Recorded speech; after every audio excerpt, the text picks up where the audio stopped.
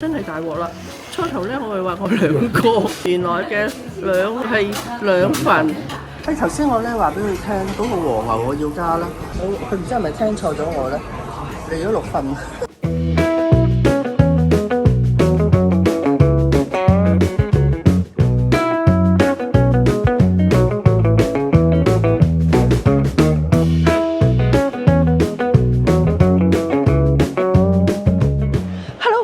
後退休生活妙啊！我哋又去旅行啦。今次我哋嘅旅程咧係18日咁長嘅。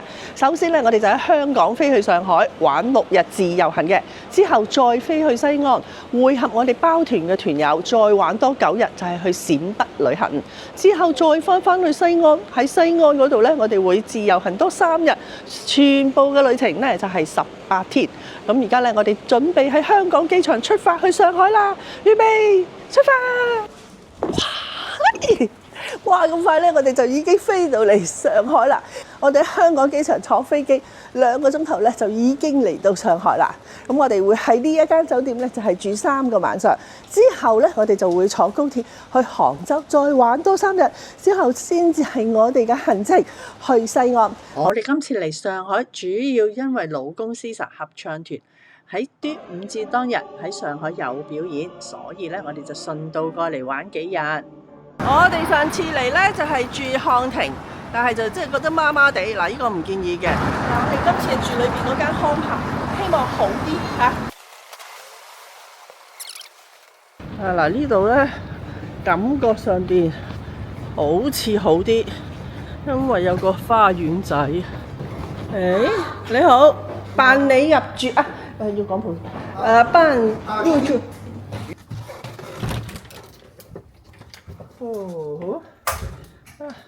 簡潔咯，係啊，簡潔咯。但係喂，比隔離嗰間大好多。你睇下，2張床都好大張喎。上面好似有個書架咁樣。望出去出邊咧就係樓景，冇乜所謂啦。係一個電視，入口呢個咧就係有洗手盤。呢啲係茶水檔嘅嘢。係啦，佢嘅廁所門咧就係燙嘅。然後咧一個坐廁，然後呢邊就係沖涼。我記得我哋上次咧住過去隔離嗰邊咧，佢個房間直情係冇地方放篋啊！而家我有2個位置可以俾我放。上海酒店嘅價格普遍都係較為貴㗎，普普通通嘅都要500-600蚊一晚，所以呢一間550蚊一晚房租嘅酒店，性價比就非常之高啦。地下大堂寬闊，有早餐同埋俾住客休息嘅地方，而附近呢又有地鐵1、10、12、13號線，交通非常方便。放低行李之後呢，就已經接近下晝嘅3點鐘，我哋立即走到酒店旁邊嘅瑞金一路嚟呢一間食肆度食晏晝。風雨啊！呢間店開咗幾耐啊？這裡開了得有70來年了吧，70、80年了。哦，70、80年啦。對，現在這個店都已經是國企啦。有生煎包，除咗生煎包之外呢，都售賣啲預製菜，可以外賣返屋企加餸。普通嘅餸菜價錢呢就20至30蚊一份，松子魚啊、鱔糊啊就78蚊一份。餐廳裏邊呢仲有一份份嘅小菜係可以點㗎，有馬蘭頭。尋日我哋喺香港呢想食都冇喎，呢度有得食。小黃魚，哇！仲有糖醋小排。冚唪唥都我哋唔係，我哋2個啫嘛。啊？是我們的嗎？這是我們的。對啊。啊？那麼多啊？我話2個啫。對啊，還有個小籠包。還有個小籠。一個小籠包啊。是的。真的是2份的。這是2份。哎呀，我是2個，這給我2份。一份有多少？一份有4個。一份4個。啊，明白啦，明白啦。真係大鑊啦！初頭咧，我係話我2個，原來嘅2份係4個。呢個就係小籠包嘅，就係2、4、6、6隻。呢個冇問題，係呢個大鑊啲啫。呢個生煎包，個底咧燶燶地，但係佢落去咧係脆㗎喎。對啊。佢個豬肉咧係好香嘅，係啊，同埋濕潤嘅。好薄嘅皮。裏面都有汁嘅，見到。係啊，個皮下邊底嗰個咧煎到燶咗咧，係脆卜卜，好好味呢個。呢一個係小籠包，佢裏邊都有湯汁嘅，但係個皮咧就比較厚啲。其實我覺得咧，佢應該都係嗰啲餡啊，紅山煎包嘅豬肉咧，應該都係嗰啲餡。如果俾我揀咧，我都係中意食佢個山煎包多啲。以為好多，點知炸咁硬㗎，冇晒。呢度嘅環境咧就好地道嘅，係啊，一度好地道嘅一個食肆。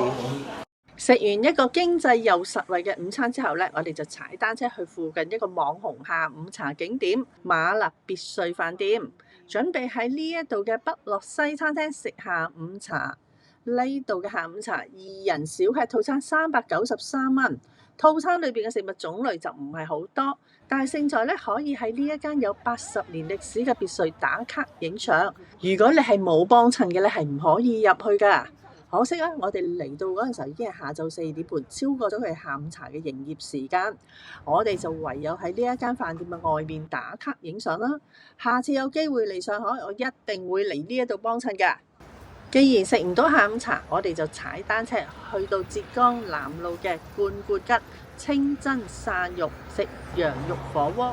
佢哋另一間同名食新疆菜嘅餐廳咧，就係位於浙江中路。我之前都有同大家介紹過嘅，佢哋嘅手爪羊啦、狼包肉啦、椒麻雞啦，都非常之好食噶。大家有機會嚟上海一定要試啊！講翻今次我哋嚟罐罐吉呢一間店咧，就係食涮羊肉。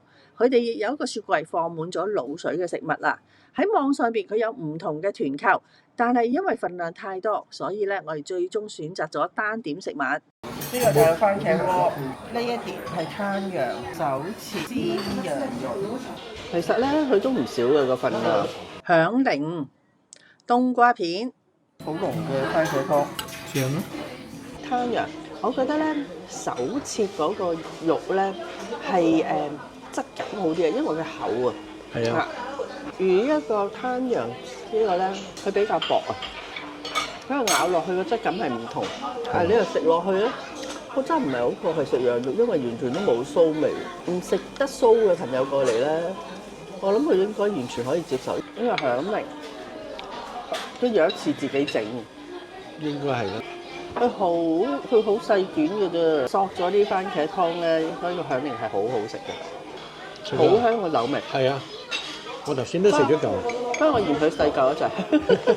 到最後再食埋個新疆手工酸奶，酸奶上邊咧有好多粒粒果仁啊、杞子啊、葡萄乾咁，好味喎！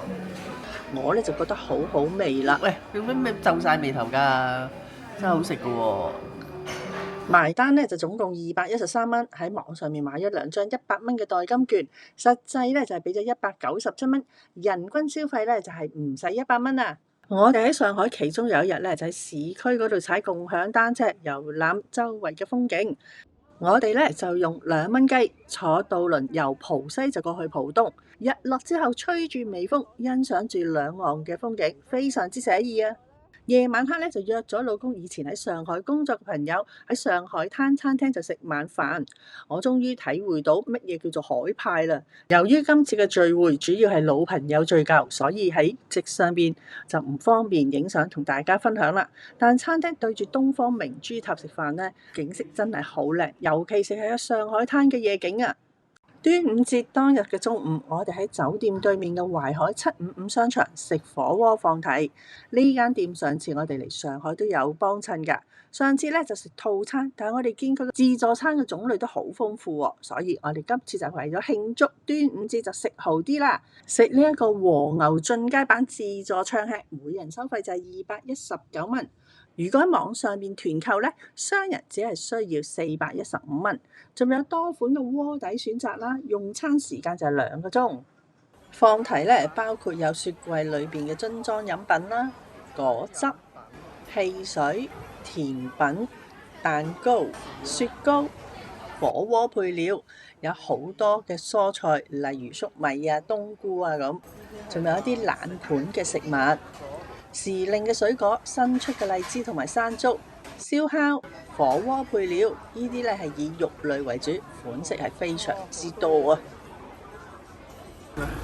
我要咗番茄同埋壽喜燒鍋底。呢一個牛肉必點必食，同埋呢一個係啦，你睇下幾厚幾大片，食落去嘅口感啊超正。咁啊，仲有烤榴蓮啦，我哋要呢一個套餐嘅，呢個牛肚8秒鐘嘅啫，一個海鮮拼盤，鵝肝啊，一個蒜蓉生蠔，呢個熟嘅係咪？熟嘅，呢個可以而家浸食，係咪？老公，個牛肉係咪好正？正啊！正啊，正到冇朋友啊！唉。咁呢個鮑魚咧係凍食嘅，係淥咗8秒嘅牛排翼，係咪？講嘅，廠啊，一啲都唔係啦，好正好正好正！一啲都唔係。哎呀，我唔影咯，我要食嘢啦。而呢個咧就係牛舌，好薄好薄。好，呢個得啦，呢個牛舌，係睇佢有冇個油香味先。爽爽地。油香味咧，因為我哋上次喺西藏食嗰個牛舌好正㗎嘛。好通啦，好通。頭先我咧話俾佢聽，嗰個和牛我要加啦。佢唔知係咪聽錯咗我咧？嚟咗6份，但係咧每份咧唔係好多嘅啫，4片，4、6、24片，好就埋佢。去出邊揀嘅，佢有鴨舌啦，仲有係大條嘅喎。呢個整到朵花咁樣嘅咧，魷魚，唔知係咩丸嚟㗎。然後跟住又有蝦滑，熟食嘅咧，呢個蝦真係好好食，好鮮甜。仲有一啲係醃咗滷水啊，或者係麻辣嘅啦，啲腸啊、面啊，哇超正！而家再點多一個和牛呢一下，好，繼續努力啦嚇！你已經乜嘢都差唔多食晒咯喎。係啊，我食晒想食嘅。烤榴蓮呢個，食完烤榴蓮就咩都唔使食㗎啦。哇，梗係唔係啊？好正啊！ creamy。好 creamy 啊！你今日超晒標啦！好啦，食完晒之後，跟住而家就係食甜品同埋水果啦。你睇佢啲甜品咧係好吸引，白色嗰個你知唔知係咩嚟㗎？糯米糍。榴蓮嘅糯米糍。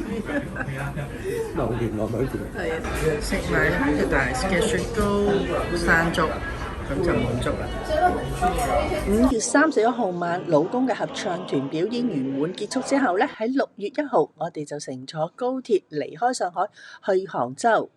原來上海火車站咧，我哋雖然唔需要係攞印嗰張票出嚟，我哋咧就係要攞住回鄉證，經人工通道係入閘嘅嚇，唔可以好似佢哋咁樣咧，就用呢個自動嘅通道機。上海嘅火車站咧係好大啊！佢而家下邊都有好多售賣啲衣服啊、食物嘅鋪頭。咁啊，如果你要去麥當勞啊、肯德基啊，就要上2樓嗰個4隻角咧就有㗎啦。下一集咧，我就會同大家繼續分享我哋去到杭州之後嘅節目啊！坐船遊西湖，翻去宋朝同當代嘅美女玩猜情尋，遊覽龍井村。買龍井茶葉。我今日嘅分享咧就嚟到呢度啦。如果大家中意我呢條片嘅咧，請俾個 like 我。未訂閱快啲撳訂閱掣同埋旁邊嘅小鐘仔，我有新片你第一時間收到通知噶啦。好，我哋下條片見，拜拜。